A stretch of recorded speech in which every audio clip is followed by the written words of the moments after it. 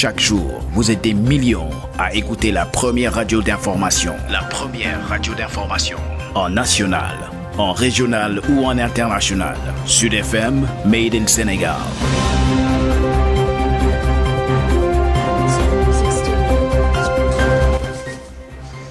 À l'écoute de Sud FM, 12 heures dans le studio sur l'ensemble du réseau synchronisé de Sen Radio à la une de l'actualité. Conditions d'affectation des terres du domaine national, le chef de l'État déterminé à mettre fin aux spéculations foncières. Il faut freiner les abus dans l'attribution, fulmine le président Sall. Les autorités locales sont interpellées. Le chef de l'État préside les travaux de la journée mondiale de la décentralisation, c'est à Diamniadio. La pandémie de la Covid-19 au Sénégal, 24 nouveaux cas, aucun décès, 5 cas graves en réanimation. Le point du jour avec Dr El Hadji Mamadou Ndiaye dans cette édition d'information. Conséquence du troisième mandat, 7 morts en Côte d'Ivoire, plus d'une dizaine de décès en Guinée. L'Afrique de l'Ouest prise en otage par cette épineuse problématique du troisième mandat. Le constitutionnaliste Ngouda Mboup regrette et parle de démocratie à bout de souffle. Que les juges constitutionnels prennent leurs responsabilités, ajoute-t-il. L'enseignant-chercheur en droit constitutionnel à l'université Cheikh Anta Diop de Dakar, vous l'entendrez, il sera l'invité de ce 12 heures après les manifestations réprimées hier devant leur ambassade basée à Dakar. Les ressortissants guinéens ne comptent pas lâcher pied et décident de battre le pavé dans les prochains jours. En Côte d'Ivoire, le gouvernement recule face à la pression de la rue et accepte la recomposition de la CEI. Une rencontre Ouattara Bédié proposée. L'association des juristes africains appelle à la sauvegarde de la souveraineté populaire. Un sport, classement FIFA, les Lions reculent d'une place. Les précisions à suivre avec Odile Minklan et puis la revue de la presse de Rapsé Elimandouane va compléter ce journal mis en onde aujourd'hui par Alsan Wad. Les détails c'est après ceci. Sud Midi. Babacar Samb qui vous dit bonjour, bienvenue et merci d'écouter sur FM Sen Radio pour vous informer. Conditions d'affectation des terres du domaine national, le président de la République Macky Sall déterminé à mettre fin aux spéculations foncières qui mettent à la charge donc de l'État de dépenses induites en parasitant les projets d'infrastructures publiques. Selon le président de la République, entre Dakar et Diamniadio, le dédommagement des impactés du terre a coûté plus de 88 milliards à l'État du Sénégal au Mamel pour la mise en place de l'usine de dessalement, plus de 10 milliards ont été remboursés. Il faut freiner les abus dans l'attribution. Les maires et l'administration territoriale sont interpellés donc à défendre les intérêts nationaux. Macky Sall a présidé la première journée nationale de décentralisation qui se tient actuellement au SICAD, c'est à Diamniadio. Il est au micro de Denis Assam. Nous devons aussi veiller à la question sensible de la gestion du foncier. Ça, c'est le sujet qui fâche. Mais c'est un sujet que nous devons aborder sincèrement et sérieusement. Je peux vous dire qu'en tant que président de la République, les plus gros risques de conflit dans ce pays restent la question foncière. Au quotidien, je ne reste pas sans recevoir plus de 20 ou 50 dossiers brûlants à travers le territoire national. Sur cette question de la gestion du foncier, nous devons concilier tradition et modernité, besoins locaux et intérêt national. C'est tout le sens du décret 2020-20-17-73 du 16 septembre dernier, modifiant le décret 72-1288 du 27 octobre 1972 relatif aux conditions d'affectation et de désaffectation des terres du domaine national. On vous l'a confié. Ça ne veut pas dire que vous devez, parce que vous êtes maire ou vous avez votre conseil municipal, prendre le territoire de votre commune, le distribuer aux premiers venus, de façon à plonger le pays dans une situation où toute la terre va devenir privée. Elle sera privatisée. Ce n'est pas possible et on ne peut pas quand même laisser faire cette situation. Parce qu'elle a atteint des limites que nous ne pouvons plus dépasser. Donc il faut que ensemble nous travaillions pour que les besoins du développement se fassent normalement. Les terres de culture, mais avec une certaine équité. Il faut éviter aussi de transférer toute la terre aux étrangers. Or, c'est la tendance nouvelle de grands groupes agro-industriels qui viennent, qui obtiennent 200 hectares, 500 hectares. Ce n'est pas possible. Il ne faut pas que ces projets de développement soient en conflit avec des affectations toutes azimut. Je vais vous donner un exemple simple. Sur le TR, entre Dakar et Diamniadio, nous avons payé plus de 88 milliards de dédommagements pour des gens parfois qui sont venus s'installer dans le domaine ferroviaire. C'est vrai qu'il y a d'autres qui sont dans le territoire normal, qui sont dans le titre foncier ou même simplement de délibération. Nous ne refusons pas de payer, mais lorsque le paiement de ces impôts devient aussi cher que les projets, ça veut dire que nous allons renoncer au développement. Donc il est temps vraiment de freiner les abus dans l'attribution des terres du domaine national, tout en facilitant les besoins pour l'agriculture, l'agro-industrie. À l'instant, le chef de l'État Macky Sall, qui préside la journée nationale de la décentralisation, retenait que les travaux ont démarré ce matin au Centre international de conférence Abdou Diouf de Diamniadio. En présence de plusieurs ministres et élus locaux, le Sénégal organise donc la journée nationale de la décentralisation.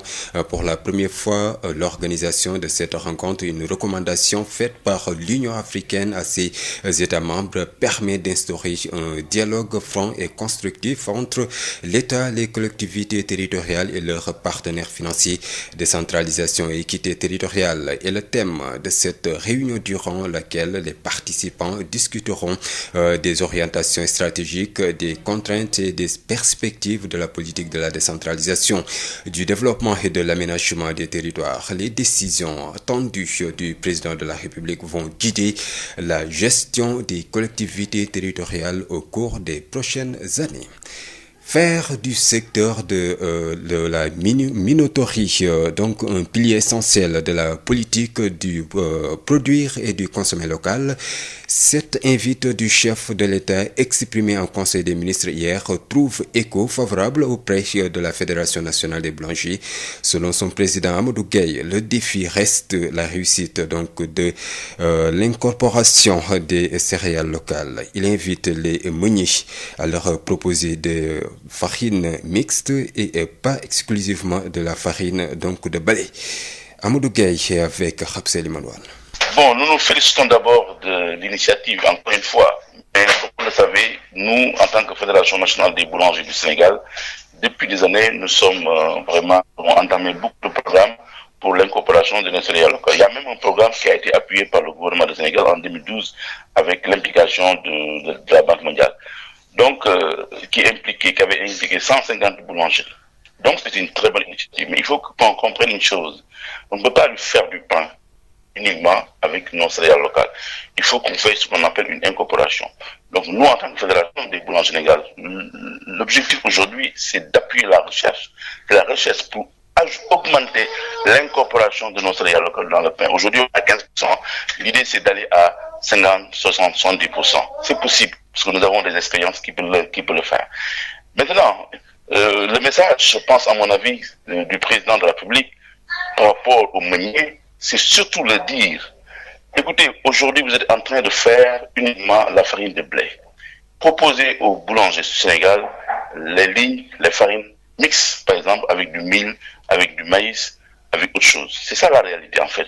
Le message, comme ça que nous le comprenons aujourd'hui. Tout le monde sait qu'ils produisent du farine de mil, uniquement de farine de blé, mais le message au président, c'est qu'ils produisent pour faciliter l'accessibilité de ce type de farine de mil et de maïs. Le président de la Fédération nationale des boulangers, Amadou Gueye, ici dans le secteur des hydrocarbures, une loi sur le contenu local existe. Elle est en revanche très attendue dans celui des mines où les entrepreneurs locaux croient dur comme fer que c'est le seul moyen de capter pleinement les opportunités économiques offertes par les mines. Boubacar Tamba revient sur la substance du contenu local.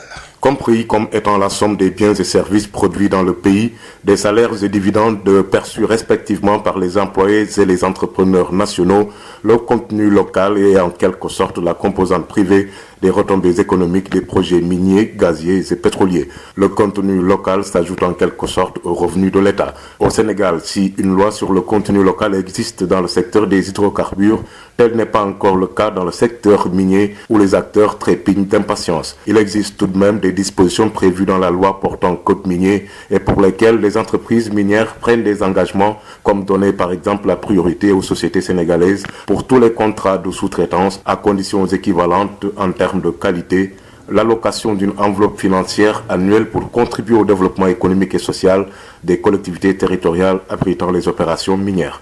À cela, il faut ajouter la mise en œuvre d'un programme de formation au profit du personnel sénégalais, ce qui se traduit, selon le dernier rapport de l'ITIE, par le fait qu'en 2018, 95% des personnels des entreprises minières évoluant au Sénégal sont des Sénégalais. Mais, toujours selon ce rapport, sur un pactole de 999 milliards de nos francs captés par les fournisseurs, les opérateurs étrangers ont empoché les 554 milliards, ce qui, aux yeux des entrepreneurs nationaux, doit être impérativement corrigé en revisitant le code minier et en votant une loi sur le contenu local dans le secteur des mines.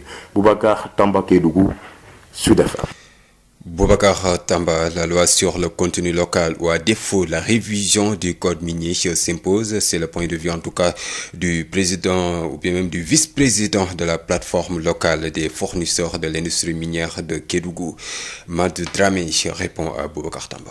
D'abord, ce que nous attendons de l'État, c'est une revue quand même d'ensemble du code minier. Pourquoi ? Parce que tout simplement, on a noté quelques équivoques quand même, qui si elles ne sont pas levées, l'écart, sinon le gap, risque quand même d'être difficilement comblé dans cette région de Kédougou et même pour le Sénégal, hein, je dis bien. Donc, c'est d'abord l'article 85, alinéa 1, qui dispose que les titulaires, enfin l'État garantit aux titulaires des titres miniers le libre choix des fournisseurs et des prestataires. Première chose. Alors, plus loin à l'alinéa 4, on dit qu'en fait, au-delà de cette garantie que l'État leur octroie, maintenant, il est demandé également à ces gens d'acheter où ils veulent, suivant quand même des critères de concurrence quand même qui souvent constituent des barrières et des contraintes au niveau local. Alors c'est difficile. Donc du coup ce que nous demandons c'est un peu une révision de ces dispositions. Sinon, mieux encore, une loi carrément sur le contenu local, comme ça l'est dans le secteur des hydrocarbures.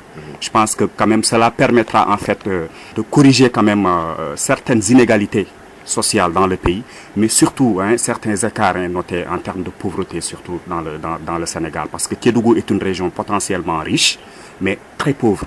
D'ailleurs, la région la plus pauvre du Sénégal, ce qui est incompréhensible, ce qui est quand même inadmissible.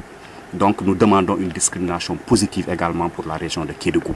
C'est-à-dire qu'il faudrait que les miniers, en tout cas, réorientent leur politique. Parce qu'il y en a qui ont défini des politiques telles que, par exemple, Teranga, qui avait élaboré une stratégie de développement en 2014. Où est-ce qu'on en est dans la mise en œuvre de cela? Donc, il ne suffit pas d'élaborer, de créer des stratégies, etc. Mais il faut les mettre en œuvre. Et à un moment donné, il faut s'arrêter pour les évaluer. Évolution de la pandémie de la Covid-19 au Sénégal. 24 nouvelles contaminations, aucun décès enregistré hier mercredi. 5 cas graves actuellement en réanimation. 51 patients ont été déclarés guéris. Le point de la situation avec Dr El Hadji Mamadou Ndiaye, directeur de la prévention au ministère de la Santé et de l'Action sociale. Sur 899 tests réalisés, 24 sont revenus positifs, soit un taux de positivité de 2,67%. Les cas positifs sont répartis comme suit. Nous avons 12 cas contacts suivis par nos services, 7 cas importés enregistrés au niveau de l'aéroport international Blaise Diagne de Diass et 5 cas issus de la transmission communautaire répartis entre Dakar Plateau 1, Rocade Fann Bel-Air 1, Touba 1, Yoff 1 et Zac Mbao 1. 51 patients hospitalisés ont été contrôlés négatifs et déclarés dans les services de réanimation. Aucun décès n'a été enregistré ce mercredi 21 octobre 2020. L'état de santé des autres patients hospitalisés est jugé stable. À ce jour, 15 508 cas ont été déclarés positifs, dont 14 026 guéris. Et nous avons actuellement sous traitement 1160 patients, 321 décédés.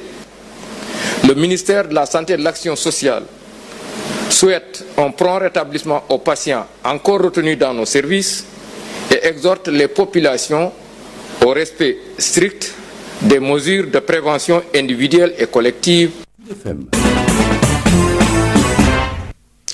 Parlons de la situation en Guinée. Après les manifestations réprimées hier devant leur ambassade basée à Dakar, les ressortissants guinéens ne comptent pas lâcher pied et décident de battre le pavé dans les prochains jours. Ils attendent une autorisation donc du préfet de Dakar, Aïssatou Gueba. Ils ne comptent pas lâcher du lest même après la confrontation d'hier entre les forces de l'ordre et les Guinéens issus de leur manifestation à protester contre les résultats partiels de l'élection présidentielle en faveur au président sortant Alpha Condé par tous les moyens et donc leur priorité afin de rétablir la vérité. Siradio Diallo, président du parti La Nouvelle Génération pour Vision guinéenne.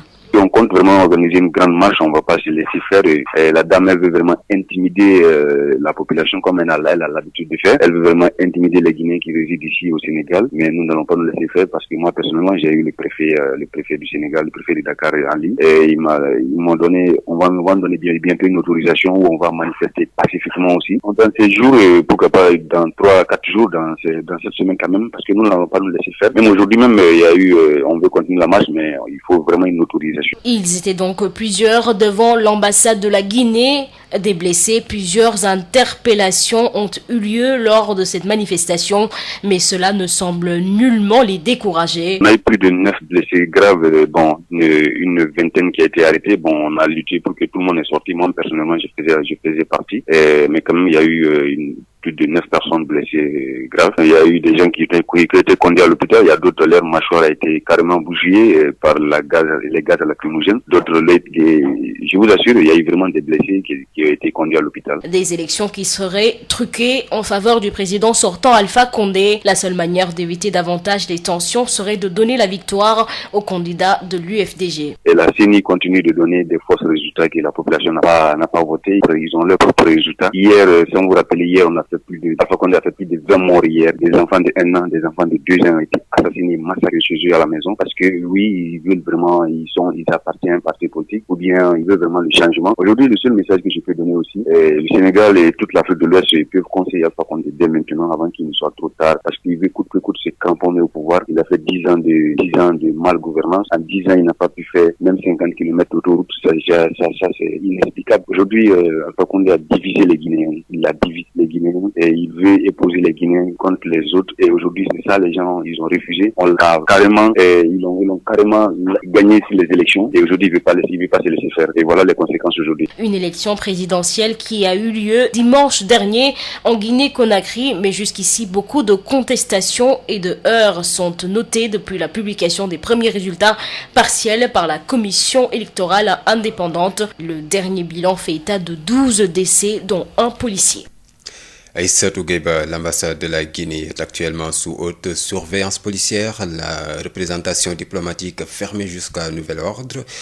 Les manifestations d'hier ont laissé les alentours impraticables. Josette Kali. Le décor n'est pas reluisant sur le trajet menant à l'ambassade de la Guinée-Conakry ce matin, quelques heures après la manifestation. Des cailloux, des paires de chaussures, des lacrymogènes déjà utilisés sont encore visibles sur les lieux où un calme règne. La situation était lamentable hier, difficile pour ce monsieur qui habite près de l'ambassade de vaquer à ses occupations. La situation était tendue, il y avait du monde, toute couche sociale. Pratiquement nous les piétons, on était obligés d'emprunter d'autres voies parce que pour éviter d'être blessés, pour aller à la maison, on était obligé vraiment de faire un contournement. Un événement qui a affecté cette dame, vu les dégâts. Elle a même fini par fermer boutique où les jets de pierre ont laissé des traces sur les murs. Hier,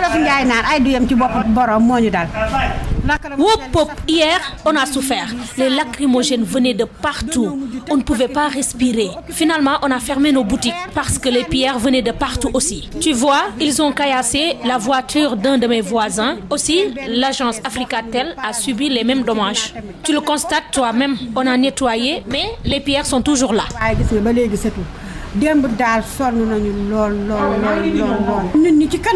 Au lendemain de cette manifestation de protestation des ressortissants guinéens, nul ne peut franchir le seuil de l'ambassade, bien cadenassé, où les activités sont suspendues jusqu'à nouvel ordre. Ici, les vigiles veillent au grain avec l'assistance d'une forte présence policière.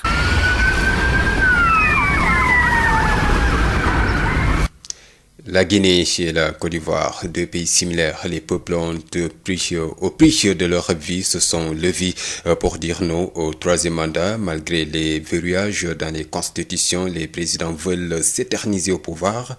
Les interprétations posent problème. Les juges constitutionnels doivent prendre leurs responsabilités. Réagit en tout cas le professeur de droit constitutionnel Ngouda-Mboup. Vous l'entendrez, il sera l'invité de ce 12h. Élection présidentielle en Côte d'Ivoire, justement, l'association des juristes africains invite les dirigeants ivoiriens à organiser des élections régulières, libres et transparentes, conformément aux lois électorales de l'État ivoirien et à la charte africaine de la démocratie, des élections et de la bonne gouvernance. L'association condamne tout appel à la violence, invite l'opposition ivoirienne à poursuivre le processus électoral en demandant à la communauté internationale de mieux sécuriser le processus électoral afin d'éviter toute manipulation et de garantir la transparence du vote. Pape Ogosek, le président de l'association des juristes africains, est joint par Ndeye Mariam Ndiaye. Ce qu'on est en train de voir comme événement aujourd'hui en Côte d'Ivoire, comme événement dans le cadre préélectoral, ne nous rassure pas du tout. Et donc c'est pour cela que nous nous sommes dit qu'il serait utile de lancer un appel non seulement à la CEDEAO, à l'Union africaine, mais aussi à toute la communauté internationale pour quand même accompagner la Côte d'Ivoire, comme la CEDEAO l'a fait d'ailleurs, et l'Union africaine, accompagner la Côte d'Ivoire dans le processus électoral. Donc il serait intéressant ici de rappeler que nous avons fait ce communiqué pour inciter aussi les membres de l'opposition à favoriser en quelque sorte les conditions d'expression de la volonté du peuple ivoirien. Donc il faut protéger cette souveraineté, il faut faire en sorte que le peuple puisse s'exprimer dans des bonnes conditions. Parce que quel que soit le nombre de mandats qui est réclamé, l'essentiel pour nous, c'est que le peuple puisse exprimer sa voix et décider. Donc, que ce soit en troisième ou en quatrième mandat, si le peuple n'est pas d'accord, le peuple ne votera pas pour ce candidat.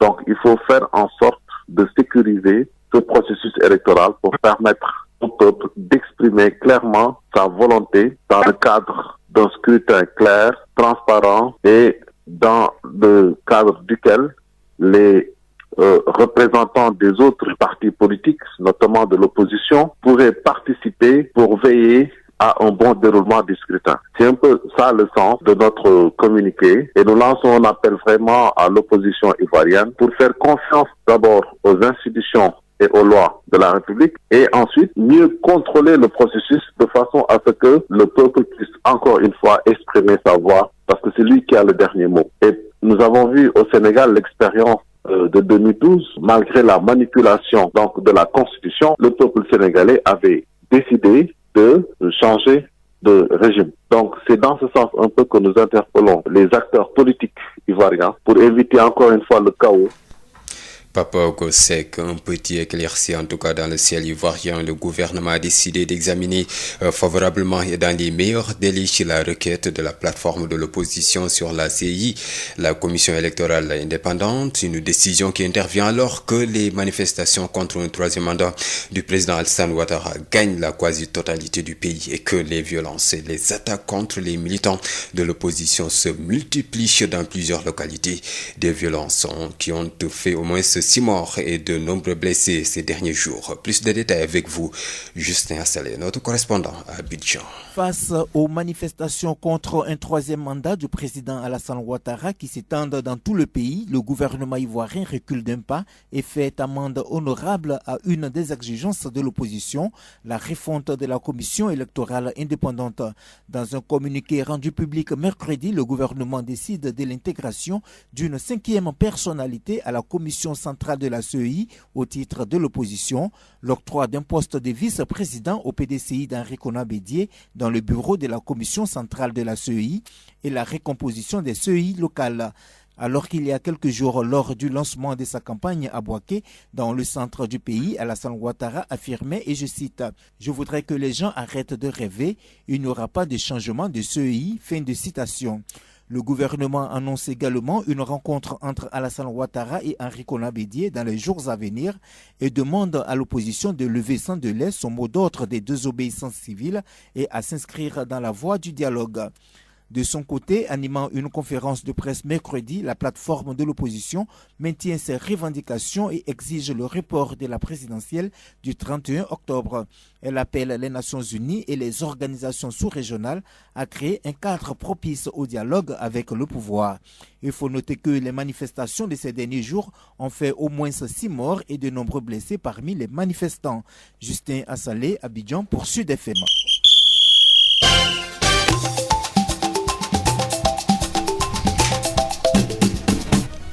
L'actualité sportive, c'est avec vous, Odile Minklan. Bonjour. Bonjour, Babacar. Classement FIFA du mois d'octobre, les Lions reculent d'une place. Ils passent de la 20e à la 21e place mondiale. Les Lions du Sénégal ont perdu une place dans le dernier classement mensuel de la FIFA publié ce jeudi. Cette chute est la cause de la défaite enregistrée le 9 octobre dernier contre le Maroc, 2-1 en match amical. Toutefois, le Sénégal continue d'occuper la première place en Afrique devant la Tunisie. L'Assemblée générale du Stade de Mbour prévue le 25 octobre est reportée en tout cas. Et ce, jusqu'à une date ultérieure, le préfet de Mbour évoque un risque de trouble à l'ordre public à la suite des incidents notés dans le processus de la vente des cartes de membres en perspective de ce rassemblement pour l'élection d'un nouveau président du Stade de Mbour. Un comité ad hoc est mis en place par les autorités locales pour une médiation rapprocher les candidats afin de trouver un consensus. Pour rappel, Babacar, il y a 3 candidats au poste de la présidence du Stade de Mbour. Nous allons y revenir dans nos prochaines éditions avec notre correspondant Moustapha Sall à Mbour. Parlons toujours football, cette fois-ci en Europe, début ce jeudi de l'Europa League. Il y a plusieurs matchs au programme, mais nous allons juste donner quelques-uns à 16h55. Bayern Leverkusen joue contre Nice, Naples de Kalidou Koulibaly reçoit Alkmaar, Arsenal sera sur la pelouse de Rapid, Young Boys accueille AC Roma, PAOK Salonique de Moussa Wagué joue contre Omonia Nicosie de Kali Sen. À 19h, Prague contre Lille, Celtic face à Milan AC, Tottenham reçoit Lask. Ballon orange, Odile Minkilan, basketball, j'allais dire, promotion de la discipline, 23 jeunes entraîneurs ont reçu leur diplôme. Diplôme d'animateur, initiateur de basketball. Cette formation est initiée par le district de Mbour. Elle entre dans le cadre d'un programme national de formation des entraîneurs de basketball. Plus de détails avec Moustapha Sall. Participer au développement du basketball local est l'objectif des autorités de la discipline. Maître Babacar Ndiaye est le président de la Fédération sénégalaise de basketball. C'est aujourd'hui le district de Mbour qui organise. 32 ans après, vous imaginez, parce que le dernier stage de formation de formateurs, initiateurs, date de 1988. Donc c'est important Mbour. Le travail est en train de se faire. Initier les jeunes à la pratique du basket, ça demande beaucoup de qualité morale, qualité technique, qualité humaine. Je pense que le stade de formation, ça vise le développement de ces qualités-là. 23 jeunes entraîneurs du département de Mbour ont reçu leur diplôme animateur initiateur de basket à l'issue de stage. Bon, c'est une grande joie. On a été très honorés de participer à cette formation. Ça nous a permis de nous bonifier, d'être en contact avec d'autres coachs internationaux et de partager avec eux durant toute cette semaine. Donc nous sommes maintenant mieux formés, mieux outillés pour aller dans nos clubs respectifs et de partager avec les plus jeunes. Cette formation entre dans le cadre d'un programme national. Moussa Fagaï est le directeur technique national. Là, effectivement, je pense que la formation des cadres, c'est un volet surprioritaire pour la fédération. Depuis quelque temps, les ligues régionales ont commencé à organiser des sessions de formation. Et c'est important que la formation des formateurs, un volet super important. On n'a pas encore un nombre fixe de stagiaires on veut atteindre, mais nous avons l'intention que toutes les régions, ou bien les districts majeurs puissent former dans leur département vraiment un maximum de jeunes pour répondre aux besoins. On a fait Thiès, on a fait Ziguinchor, Dakar vient de faire, on a été là-bas hier, aujourd'hui Bourg, sur 4. Fatigue a promis de faire très bientôt. Tu vas dans la formation des arbitres très bientôt, et c'est important. Moustapha Salembourg, Sud FM. Le président de Louga Basket Club a été nominé coordonnateur de la participation des équipes nationales U18 filles et garçons. Selon le président de la Fédération sénégalaise de de basketball. Cette nomination entre dans le cadre de la décentralisation des responsabilités. Maître Babacar Ndiaye au micro de Moustapha Sall. Passons d'abord la reconnaissance du travail accompli par M. Jacques Ndiaye au niveau de son club, Louga Basket Club. Je pense qu'il a développé le basket parce que c'est sous son règne que Louga a gagné la Coupe du Sénégal. Ensuite, il faut décentraliser, démocratiser. On ne peut pas tout rassembler à Dakar. Donc j'ai voulu penser aux régions également pour permettre quand même aux dirigeants qui sont dans les régions et qui travaillent pour le développement du basket d'avoir des responsabilités nationales. Ensuite, comme je l'ai dit, c'est un membre du comité directeur de la fédération. Donc c'est pour toutes ces raisons-là que je l'ai choisi pour coordonner la participation de nos équipes nationales U18 filles et garçons à l'Afrobasket U18 qui va avoir lieu à partir du 4 au 13 décembre prochain. Et je sais que, Inch'Allah, il mènera à bien sa mission. C'est en Égypte? Oui, c'est en Égypte. Là, sa mission, ce serait quoi? Coordonner, recherche de moyens, être l'interlocuteur de la direction technique entre la fédération et le directeur technique national. Donc, coordonner tout ce qui permet la réussite de notre participation. Voilà, Babacar, c'est cet élément de Maître Babacar Ndiaye qui met un terme à cette page des sports. Merci à vous, Odile Minklan. Sud Midi, l'invité. Il s'agit de Ngouda Mboup, professeur de droit constitutionnel à l'université Cheikh Anta Diop de Dakar. Il répond à El Hadji Malick Ndiaye. La rédaction reçoit aujourd'hui Ngouda Mboup. Bonjour. Bonjour. Vous êtes enseignant-chercheur en droit constitutionnel à l'université Cheikh Anta Diop de Dakar. Nous allons parler des troisième mandats tachetés de sang, des morts en Guinée mais également en Côte d'Ivoire. Peut-on parler d'une problématique des troisième mandats en Afrique de l'Ouest? Effectivement, elle est problématique en Afrique pour différentes raisons. La raison d'ailleurs essentielle est qu'aujourd'hui la démocratie africaine est à bout de souffle. Pourquoi? Parce que les gouvernants essaient de s'éterniser au pouvoir. Au-delà de ça maintenant, après la fièvre donc révisionniste, on est à l'étape de la fièvre réélectionniste. Cela signifie tout simplement que les gens ne veulent pas donc donner le pouvoir. Les gens ne cherchent pas donc à rendre le pouvoir de façon élégante, de façon démocratique. Et pourtant, l'Afrique bouge, l'Afrique évolue, l'Afrique change. Dans certains pays, par exemple, c'est entré dans les mœurs politiques. Aujourd'hui, par exemple, il y a, n'est-ce pas, une transmission du pouvoir, une évolution du pouvoir qui se fait de façon élégante. Et notamment, c'est des pays comme le Ghana, c'est des pays comme le Cap-Vert ou bien des pays comme le Botswana.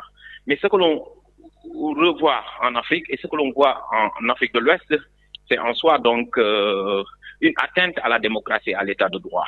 La démocratie quand même donc qui suppose qu'en réalité donc que les règles du jeu soient respectées, mais ces règles ne sont pas respectées. Même si il y a des verrouillages juridiques qui sont donc trouvés dans la Constitution, ce que l'on remarque c'est qu'en réalité les gens ils font donc ce qu'ils veulent et ils restent au pouvoir. Ils essaient de s'éterniser au pouvoir pour pouvoir tout simplement jouir des largesses du pouvoir. Mais Ngouda, pourtant, il y a des verrouillages dans les constitutions. Oui, bien sûr, bien sûr. Bien sûr, il y a des verrouillages juridiques, mais vous savez que même s'il y a des verrouillages juridiques, ces constitutions doivent être appliquées. Déjà, les interprètes authentiques ne l'interprètent pas de façon authentique. Les chefs d'État sont les interprètes authentiques de la Constitution. Du point de vue de leur engagement constitutionnel à travers leur serment, ils ne les respectent pas. À chaque fois, ils se dédient. À chaque fois, c'est des reniements répétés, au vu et au su de tout le monde. La deuxième chose, c'est le juge constitutionnel qui est chargé de garantir la Constitution. Les juges constitutionnels ne respectent pas les constitutions et ne les font pas respecter. Pourquoi? Parce qu'à chaque fois, donc, ils statuent ou bien ils rendent des décisions qui sont toujours en faveur, n'est-ce pas, des gouvernants, en faveur tout simplement d'ailleurs du pouvoir. Ce qui signifie tout simplement qu'en réalité, même les contre-pouvoirs constitutionnels ne fonctionnent pas. C'est dû à la nature de nos régimes. Les chefs d'État accaparent tout, les chefs d'État tiennent tout, il n'y a pas de mécanisme de démocratie semi-directe, il n'y a pas de contre-pouvoir constitutionnel qui tienne ou qui fonctionne, ce qui signifie tout simplement qu'en réalité, donc, nous sommes quasiment dans des régimes autoritaires, pas des régimes de dictature, mais des régimes autoritaires, où la personne qui est au pouvoir, donc, il dit tout le temps que j'y suis, et donc, c'est Dieu qui me donne le pouvoir, je ne le donne à personne, je vais m'y maintenir à ma guise, à ma façon, et jusqu'à donc ce que j'en décide pour que quelqu'un vienne me remplacer. Et tout cela, démontre à suffisant que nous avons du chemin à faire, car l'apprentissage de la démocratie se fait dans la douleur. Maintenant, quelle est la solution? Pour moi, la solution, elle est très claire. La solution doit provenir au niveau communautaire, c'est-à-dire au niveau supranational et au niveau national. Au niveau supranational, il faudrait renforcer les textes de la CEDEAO. Et vous conviendrez avec moi que la CEDEAO, parfois, ne joue pas le rôle qu'elle devrait jouer, dans la mesure où, la plupart du temps, voilà, elle vient après que le mal est déjà fait. Alors, la plupart du temps, on demande à ce que la CEDEAO puisse être réactive et proactive. Aujourd'hui, nous savons tous qu'on ne peut pas demander à la CEDEAO de faire ce qu'elle ne peut pas faire. Mais la CEDEAO, quand même, il y a eu des précédents. Elle doit quand même être ferme sur le respect des règles conventionnelles, mais au-delà de ça, elle doit faire un toilettage de ses textes. Parce que la limitation du nombre de mandats à 2 fait partie de notre patrimoine constitutionnel et fait partie de notre identité constitutionnelle. Au niveau national maintenant, il faudrait quand même qu'aujourd'hui, que les juges constitutionnels puissent prendre leurs responsabilités. Des pays comme le Sénégal, où le juge dit clairement que moi, on ne m'a pas donné assez de prérogatives pour pouvoir aller au-delà de ce qu'on m'a donné, qu'on puisse faire encore des toilettages. Mais le reste, c'est quoi? Il faudrait essayer de faire fonctionner les contre-pouvoirs constitutionnels. Par exemple, les commissions électorales indépendantes ou autonomes, la plupart du temps ne fonctionnent pas, ou bien si elles fonctionnent aussi, donc elles ne sont pas respectées, ou bien parfois même, donc elles sont colorées. Ça, c'est des mesures à prendre. L'autre aspect, c'est qu'en réalité, la question de la limitation du nombre de mandats, il faudrait qu'elle soit encadrée à travers des mécanismes de démocratie semi-directe. Cela signifierait que demain, si des personnes essayent tout simplement de capter et de dévier le suffrage universel, que les populations et que le peuple puissent garantir sa souveraineté. Voilà quelques pistes de réflexion. Mohamed Ngouda, je vous remercie. C'est moi qui vous remercie. Je rappelle que vous êtes enseignant-chercheur en droit constitutionnel à l'université Cheikh Anta Diop de Dakar. La revue de la presse sur Sud FM. Sud Quotidien, Walf Quotidien, Le Soleil, Le Populaire, l'Obs. La revue de la presse sur Sud FM, écoutez la différence. Sénégal ku ne dégg na DSL plomberie et sanitaire kër gi nga xam ni moom moo leen indil gam bi gën a yaatu ci wàllu accessoire plomberie lépp loo yittewoo ci accessoire plomberie yépp wàcc si na DSL loo bëgg ci PVC pression galva PEX ak diamètre boo bëgg na pour seeni adduction d'eau DSL plomberie et sanitaire daf leen di fournir lépp lu ngeen soxla DSL plomberie et sanitaire di représentant wu marque bi di Pimtas fii ci Sénégal Pimtas spécialisé en plomberie mbokk yi dañ leen di assurer qualité produits sanitaires yi di lavabo chaises anglaises baignoire ak bépp accessoire douche lépp lu ouvrier di soxla industriel di ko soxla képp kuy agriculteur jëflanteel ak DSL dañ leen di gunge ak marque bii di nga xam ne moom moo di Inco nag loo ci bëgg ci visseuse perceuse scie sauteuse groupe électrogène batterie rechargeable DSL électricité DSL plomberie DSL sanitaire votre satisfaction notre priorité kon nag mbokk yi mu ngir nga jot leen 33 822 75 45 wala 33 823 31 15 wala 33 957 76 96. Établissement Mbaye et Frères nekk spécialiste ci lépp lu jëm ci tabax kër ngir mu mucc ayib te taaru lu ci mel ni aluminium pour bâtiment fenêtre porte ak protection inox fibrociment pour toiture boo bëggee tabax lu mucc ayib matériaux yu baax te wóor ngay wut. Établissement Mbaye et Frères am na itam gamme rideau métallique lame pleine tube ondulé fer forgé pour menuisier métallique yi inox ngir seeni ouvrage balcon profil d'aluminium ak vitrage faux plafond BA13 ak gamme vert te xam ngeen ne nawet bi yegsi na moo tax étanchéité bi lu fa am solo la pour seeni commande mën ngeen woote ci établissement Mbaye et Frères ci HLM 1 avenue Cheikh Ahmadou Bamba 33 864 75 15 wala ngeen woote ci seen succursale ci lo 3B Scat Urbam Grand Yoff téléphone 33 867 09 24 ca établissement Mbaye et Frères ay ndaw yu xarañte mën seen liggéey ngeen di fa fekk ñu toppatoo leen ni ngeen ko bëggee. J'adore l'instant où je savoure ma boisson punch. De nouveaux goûts incomparables avec ses différents parfums orange, pomme, mangue, ananas, coco, limonade et cola. Punch, le goût bien de chez nous. Votre boisson punch vous offre la revue de presse. ndoxu waalo ndox mu neex saa yu ñu mare naan waalo la ñuy taamu dafa sel woyof te neex a naan ndoxu waalo moo baax si bépp xew fu mbooloo mi daje waalo mooy teraanga bi ñuy séddoo butel bi neexatee neex a yóbbaale te ñaar fukki dërëm rekk lay jaar ndoxu waalo.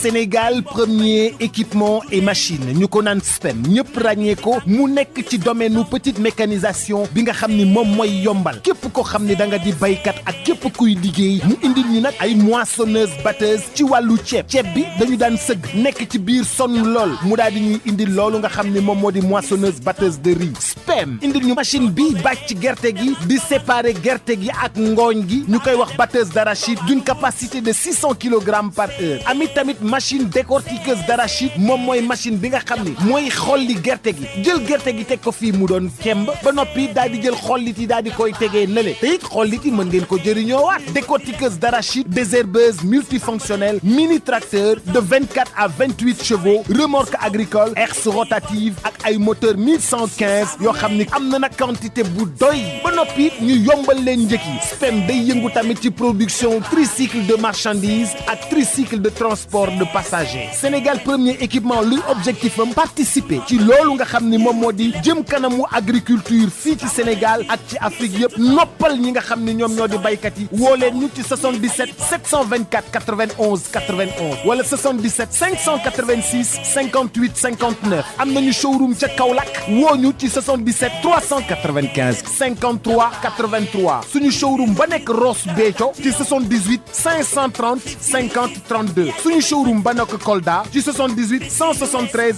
03 84 wala 77 053 65 78 machallah Sénégal premier équipement et machine.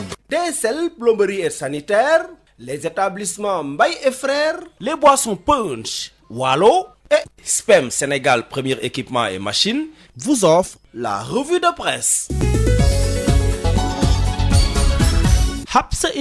Bonjour. Le report des locales se précise avec les retards dans le lancement de l'audit du fichier et l'évaluation du processus électoral. C'est le titre qui barre la une de Sud Quotidien. Le quotidien du groupe Sud Communication indique que constitué comme l'une des revendications posées par l'opposition pour prendre part au dialogue lancé par le chef de l'État Macky Sall et étant l'un des premiers points à avoir obtenu l'unanimité de l'ensemble des acteurs, l'audit du fichier et l'évaluation du processus électoral ne sont toujours pas effectifs. Le confrère de l'avenue Bourguiba informe que l'USAID, qui est d'accord pour financer le dit audit, cherche toujours un exécutant local indépendant, au moment où l'Union européenne, disposée à mettre la main à la poche pour l'évaluation du processus électoral, s'en tient toujours à son processus jugé relativement long. Ce qui pousse le confrère à soutenir que du coup, le report des élections locales prochaines se précise. Le chef de l'État devrait incessamment prendre un décret prorogeant à nouveau le mandat des élus locaux selon Sud Quotidien. Les Échos donnent la parole ce matin à Mamadou Dieng, leader de Arc-en-Ciel et membre du FRN. Il déclare « L'opposition s'est fait piéger par le dialogue. C'est avec un goût d'inachevé que nous avons terminé les travaux, mais le plus grave, c'est que nous en sommes sortis divisés », ajoute-t-il dans les colonnes de Les Échos.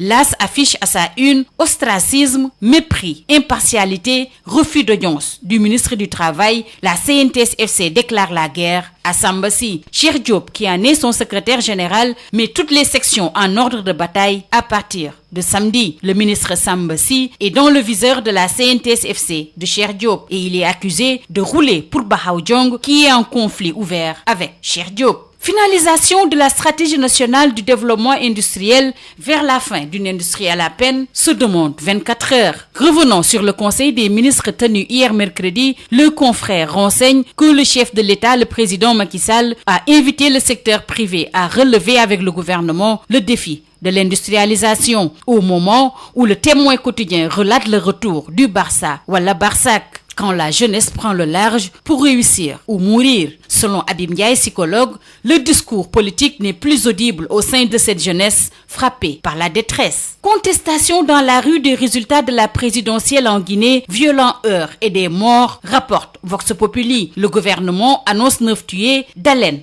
en dénombre 16. Alpha Condé appelle au calme et à la sérénité, alors que les États-Unis appellent à garantir l'exactitude et la transparence appropriée dans la publication des résultats. Et Vox Populi de préciser que les manifs se prolongent à Dakar avec les partisans de Cellou Dalein Diallo, partisans qui prennent d'assaut leur ambassade, violents affrontements avec la police, des blessés enregistrés et des véhicules caillassés. L'ambassadeur est même exfiltré par la BIP. Parlons toujours de ces violences post-électorales en Guinée-Conakry avec Tribune. 12 manifestants et un policier tué. Cellou donne ses chiffres. Alpha calme le jeu. La CEDEAO n'est plus crédible selon Dakar Times. Avec la violation d'Alpha Condé du protocole sur la démocratie et la bonne gouvernance relatif aux mécanismes de prévention des conflits. L'I Quotidien informe que la Guinée s'embrase. Plusieurs morts après la publication des premiers résultats ont été relevés. Au moins 5 personnes arrêtées à Dakar. Critique revient en détail sur les lendemains incertains après la présidentielle en Guinée, avec notamment les ingrédients du chaos, et donne la parole à Cellou Dalein Diallo qui déclare, je cite, « J'ai obtenu 52% des suffrages » et Alpha Condé soutient que si la victoire me revient, je reste ouvert au dialogue. Fin de citation. Guinée, Côte d'Ivoire et Nigeria sous haute tension. Les morts se comptent déjà, estime Direct News. 7 morts en Côte d'Ivoire, 10 morts en Guinée et la répression policière fauche 20 personnes au Nigeria. La jeunesse tient la rue selon le confrère. Libération s'intéresse à l'affaire du mariage entre homosexuels et entre dans le secret des PV. M. Diao révèle que son futur mari l'a trompé le soir du mariage. Un élève au lycée de la Fosse et un agent de sécurité à l'UCAD dans le lot. Libération informe que tous placés sous mandat de dépôt, ils seront jugés en flagrant délit. Vendredi, l'affaire mariage homo à Sacré-Cœur 3 extension intéresse les Échos. Tous les 25 gays en tôle. Seul l'acte contre nature finalement retenu contre eux et le dossier passe en flagrant délit. Les pièces à conviction sont sous scellé. En sport, SAT le quotidien du sport titre ce matin sur Real surpris, Liverpool assure et City renversant Bayern. Départ canot du champion. Supercommande et les Bavarois roulent sur l'Atlético. Zidane déclare trouver ce qui nous amènera à redevenir fort. Touché au genou, Sadio Mané est obligé de sortir contre l'Ajax. Terminons par Sunu Lamb qui nous parle de l'âge limite des lutteurs. De 45, l'âge de la retraite passerait à 48 ans. Selon le confrère, la nouvelle équipe du CNG aura à poser des jalons importants pour la saison 2020-2021. Les autorités de la lutte seraient prêtes à satisfaire une vieille doléance des lutteurs qui ne cessaient de fustiger l'âge de la retraite à 45 ans. C'est tout. À vos journaux et très bonne lecture. Sénégal ku ne dégg na DSL plomberie et sanitaire kër gi nga xam ni moom moo leen indil gam bi gën a yaatu ci wàllu accessoire plomberie lépp loo yittewoo ci accessoire plomberie yépp wàcc si na DSL loo bëgg ci PVC pression galva pex ak diamètre boo bëgg na pour seeni adduction d'eau DSL plomberie et sanitaire daf leen di fournir lépp lu ngeen soxla DSL plomberie et sanitaire di représentant wu marque bi di Pimtas fii ci Sénégal Pimtas spécialisé en plomberie mbokk yi dañ leen di assurer qualité produits sanitaires yi di lavabo chaises anglaises baignoire ak bépp accessoire douche lépp lu ouvrier di soxla industriel di ko soxla képp kuy agriculteur jëflanteel ak DSL dañ leen di gunge ak marque bii di nga xam ne moom moo di Inco nag loo ci bëgg ci visseuse perceuse scie sauteuse groupe électrogène batterie rechargeable DSL électricité DSL plomberie DSL sanitaire votre satisfaction notre priorité kon nag mbokk yi mu ngir nga jot leen 33 822 75 45 wala 33 823 31 15 wala 33 957 76 96. Établissement Mbaye et Frères nekk spécialiste ci lépp lu jëm ci tabax kër ngir mu mucc ayib te taaru lu ci mel ni aluminium pour bâtiment fenêtre porte ak protection inox fibrociment pour toiture boo bëggee tabax lu mucc ayib matériaux yu baax te wóor ngay wut. Établissement Mbaye et Frères am na itam gamme rideau métallique lame pleine tube ondulé fer forgé pour menuisier métallique yi inox ngir seeni ouvrage balcon profil d'aluminium ak vitrage faux plafond BA13 ak gamme vert te xam ngeen ne nawet bi yegsi na moo tax étanchéité bi lu fa am solo la. Pour seeni commande mën ngeen woote ci établissement Mbaye et Frères ci HLM 1 avenue Cheikh Ahmadou Bamba 33 864 75 15 wala ngeen woote ci seen succursale ci lo 3B Scat Urbam Grand Yoff téléphone 33 867 09 24 ca établissement Mbaye et frères ay ndaw yu xarañte mën seen liggéey ngeen di fa fekk ñu toppatoo leen ni ngeen ko bëggee. damay naan di bëgg. Ah, j'adore l'instant où je savoure ma boisson punch. De nouveaux goûts incomparables avec ses différents parfums: orange, pomme, mangue, ananas, coco, limonade et cola. Punch, le goût bien de chez nous. Votre boisson punch vous a offert la revue de presse. ndoxu waalo ndox mu neex saa ñu mare naan waalo la ñuy taamu dafa sel woyof te neex a naan ndoxu waalo moo baax si bépp xew fu mbooloo mi daje waalo mooy teraanga bi ñuy séddoo butel bi neexatee neex a yóbbaale te ñaar fukki dërëm rekk lay jaar ndoxu waalo moo leen doon may li si yéene kaay.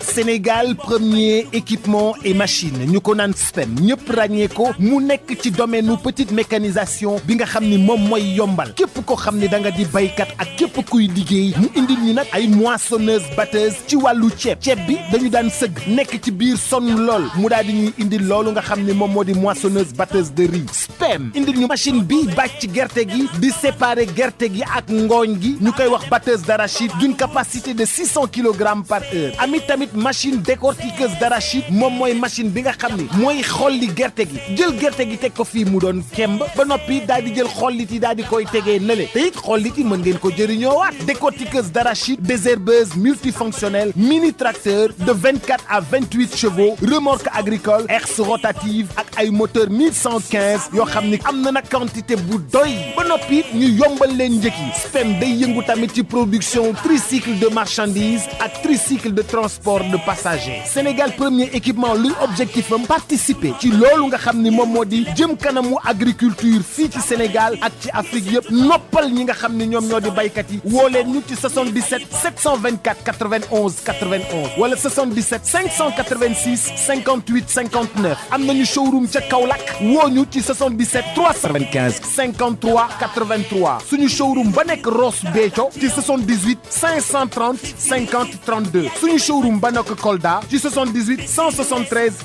03 84 wala 77 053 65 78 machallah Sénégal premier équipement et machine. DSL plomberie et sanitaire, les établissements Mbaye et frères, les boissons Punch, Wallo et SPEM Sénégal premier équipement et machine vous ont offert la revue de presse. Babacar Sam. C'est la fin de ce journal, mais juste avant de vous quitter, j'ai retenu cette information de dernière minute. Les 6 membres du collectif des victimes de démolition de Tivaouane Peulh arrêtés vendredi dernier lors de manifestations ont bénéficié ce jeudi d'une relax. Ils ont fait face au juge ce matin. À partir de 13h, vous aurez El Hadj Malick Ndiaye pour le journal Wolof. D'ici là, portez-vous bien.